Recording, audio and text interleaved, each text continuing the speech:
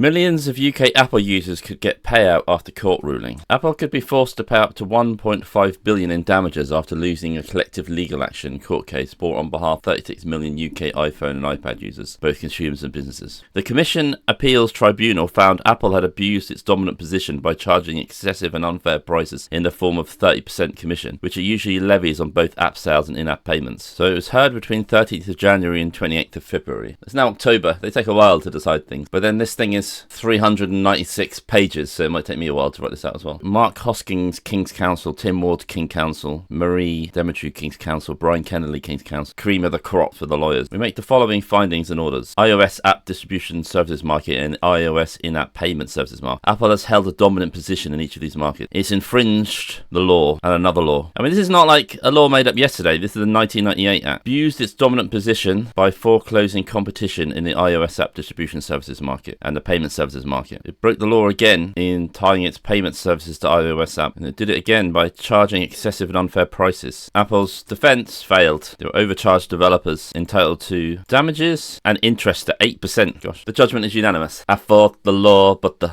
law won. Let's say an app costs 500 pence, £5, $5, whatever, to the user. The government will come and take the VAT away. So then we've got a net income of 413. Apple takes 30%, £1.25. So I mean, the app developer pays all the costs and takes all the risk. But what does that actually cost Apple? Somebody buys the app on Visa. Visa will probably take a micropayment, probably take 10p. Then you have to send the app through a CDN to the user. At Apple scale, it's basically nothing, but let's say it's 2p. It has all these systems to review that they're not spam and there's no software vulnerabilities. Let's say that's 5p. I mean, let's say Apple has to pay administrators and things as well. Let's just ramp the whole thing up to 20p. I mean, the profit is huge. I mean, that's what economists call monopoly rent. Basically, Apple's tax on innovation. Economics says that in a competitive market, price should fall to marginal cost. So the marginal cost is 20 cents. So let's say 5% would be a fair charge, but they're charging 30%. Daddy, save me from the judges. Save me, Daddy. And is 24 karat gold. The only way to keep this monopoly profit is to get the government to come protect you from the judges and from the market. Paying Apple as a national champion, being bullied by these evil Europeans and these evil Brits and so on. Otherwise, they take your massive monopoly rent away. They sue all our companies. They're constantly suing Apple and